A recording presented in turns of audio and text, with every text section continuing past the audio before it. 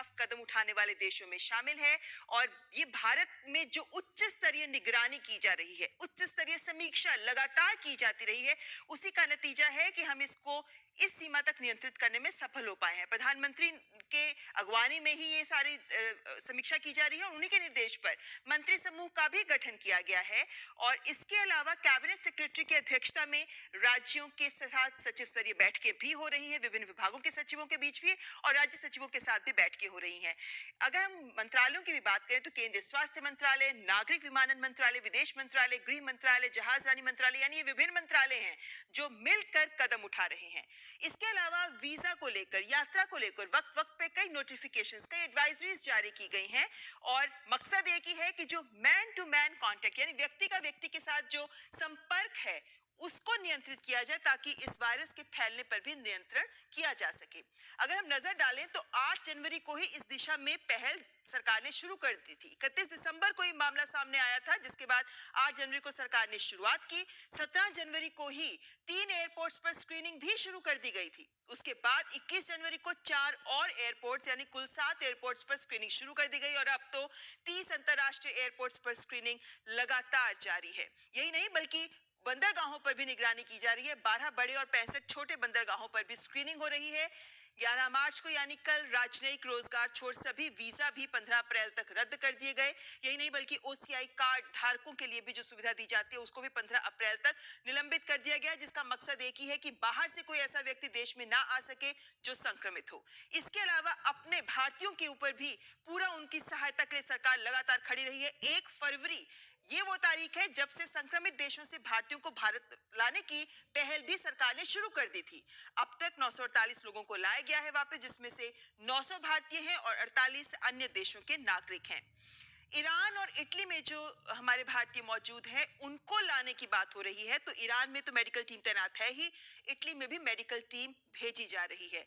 और ईरान से कहा जा रहा है अब कि ईरान से 3 इवैक्यूएशंस की जाएंगी और ईरान से भारतीयों को वापस लाया जाएगा, क्योंकि जैसा हम जानते हैं ईरान में मेडिकल टीम पहले ही है और प्रक्रिया के तहत ईरान से जल्दी भारतीयों को शुरुआत कल से हो जाएगी। ऐसे में ये समझना जरूरी है हमारे लिए कि आखिर ये पैंडेमिक क्या है, क्योंकि विश्व स्वास्थ्य संगठन ने जब कोरोना वायरस को पैंडेमिक घोषित किया कल, उसके बाद से पूरे विश्व में हलचल भी मची। हमने देखा कैसे शेयर बाजार भी धड़ाम हुए हैं। ऐसे में पैंडेमिक क्या है? वैश्विक संक्रामक महामारी है। ये संक्रामक महामारी जो वैश्विक स्तर हासिल कर लेती है, जो किसी एक जगह से कई देशों, कई महाद्वीपों या फिर दुनिया भर में फैल गई हो, जैसा हम कोरोना वायरस के संदर्भ में देख रहे हैं। WHO ने भी जो डेफिनेशन दी है वो यही कहती है कि महामारी की घोषणा तब की जाती है जब एक नई बीमारी, जिसके बारे में लोगों में कोई प्रतिरक्षा नहीं होती है, वो दुनिया भर में बहुत तेजी से फैलती है। ऐसे में होता क्या है, पैंडेमिक घोषित होने की वजह से तमाम स्वास्थ्य संस्थाएं भी अलर्ट मोड पर आ जाती हैं, सभी सरकारें भी अलर्ट मोड पर आ जाती हैं, यानी खतरा है जिसको भांप कर कदम उठाना जरूरी है। कोविड-19 ये क्यों महामारी बना, इस पे अगर हम नजर डालें तो 31 दिसंबर 2019 वो तारीख थी जब चीन के वुहान शहर में मामले सामने आए। इसके बाद जनवरी 2020 में ये चीन के ही और प्रांतों में फैला, लेकिन वहां से फरवरी के महीने में देखें तो ये कई देशों में फैल गया और उसके बाद मार्च 2020 में तो आज की तारीख तक 114 देश इससे प्रभावित हैं और ये दिखाता है किससे किसी महामारी का रूप ले गया। इसके साथ साथ इंसानों से इंसानों में ये तेजी से फैल रहा है और इसके मामले भी लगातार बढ़ रहे हैं। इससे पहले अगर हम नजर डालें तो 2009 यानी लगभग 11 साल पहले स्वाइन फ्लू को पैंडेमिक घोषित किया गया था और अब कोरोना वायरस को पैंडेमिक घोषित किया गया। लेकिन जैसा हम जानते हैं कि हमारे देश में कुछ सरकारों ने इसे एपिडेमिक घोषित किया है।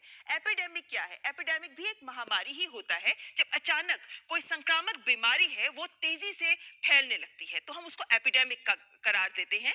लेकिन एपिडेमिक और पैंडेमिक में यही फर्क है कि एपिडेमिक ज्यादातर क्षेत्रीय या स्थानीय जनसंख्या के बीच होता है, ये सीमित होता है इसका संक्रमण, तो ये एपिडेमिक होता है। लेकिन कोरोना वायरस को विश्व स्वास्थ्य संगठन ने पैंडेमिक करार दिया है और ऐसे में भारत सरकार ने जो दिशा निर्देश अब हाल में जारी किए हैं उसके साथ उनका ये मायने है कि अब बाहर से कोई भी व्यक्ति भारत सरकार की अनुमति के बिना देश में प्रवेश नहीं कर सकता, जिसका एक मतलब ये भी है कि अब हम कोरोना को सीमित दायरे में ही नियंत्रित करने में सफल हो रहे हैं।